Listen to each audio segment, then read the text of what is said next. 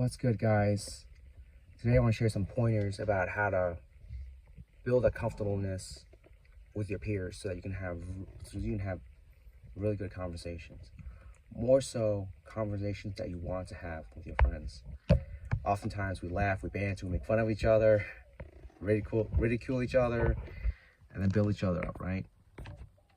That's how we go about it. But sometimes it can be really hard to have that conversation in that, hey, you ask for their opinions about something that really that means a lot to you, because there's your dreams, your visions, goals, etc.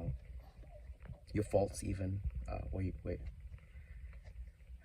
because you needed help on how because you think like having introspection from the outside was going to help you. Well, throughout this weekend, I can say that through all my experience, throughout the experience this weekend, I can say that most of the meaningful conversations came from when I was sitting next to another individual side by side. I'm gonna go a little into detail. Don't worry, guys.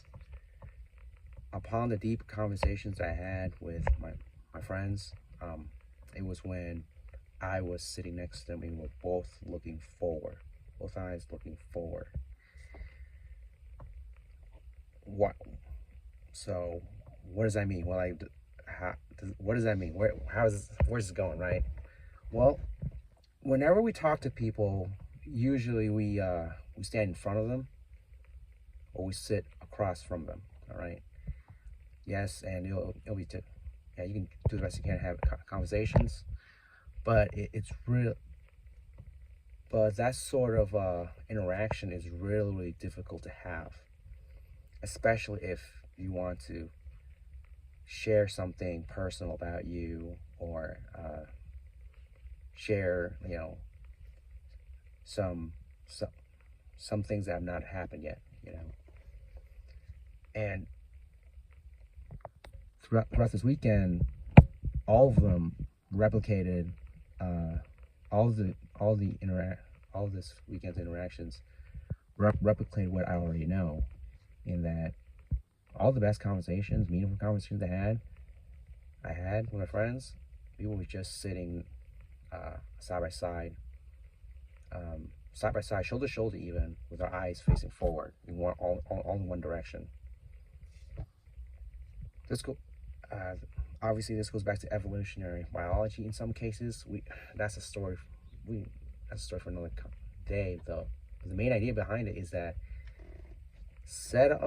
you have to position your body like shoulder to shoulder next to your peers to elevate the interaction to something that's more personal. At like both of you are on part of one team fighting against the world.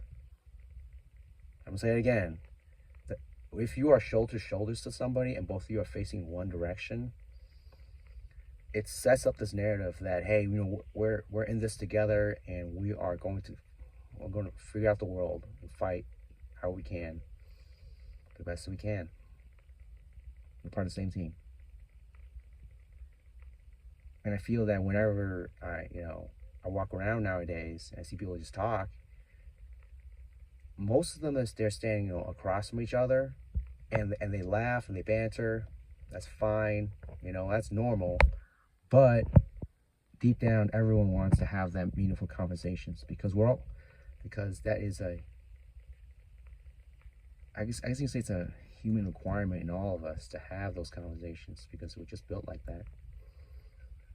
And if you want to have that, then you have to either sit shoulder to shoulder or stand shoulder to shoulder with that individual, so that you can have that comfortableness, so that either you can share pretty much things about yourself and talk about things that is beyond the laughter, beyond the surface level things, the surface level topics. Oftentimes when I'm in interactions where I'm originally across from somebody else, if I'm standing up, I try to I try to position my body so that, you know, I would tilt my body, I would angle my body so that so that both of us are at least, so that both of our forward facing bodies are facing towards one direction. Most of the time, you know, they don't tilt they don't change their body language whatsoever. They just stand where they are. So I don't want you guys to think that, hey, you know, if I move my body, if I try to move my shoulder towards one direction, so that both our forward-facing bodies are almost aligned towards one direction, are they going to try to shift their bodies too? The answer is no. That's something that we don't think about. But the fact that if you take the lead on that, I think you will definitely lead the conversation, because you are trying to push the narrative even further beyond I would say beyond the surface level conversation and topics that a lot of people are so used to. Something that's so abundant that oftentimes it's not even wanted anymore. So that's the one tip that I want to tell you guys, because based on what I experienced this weekend, it only reinforced what we already know.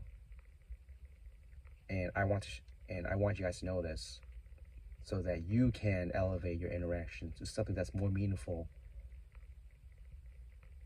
for you. All right, guys, that's what I got. Later.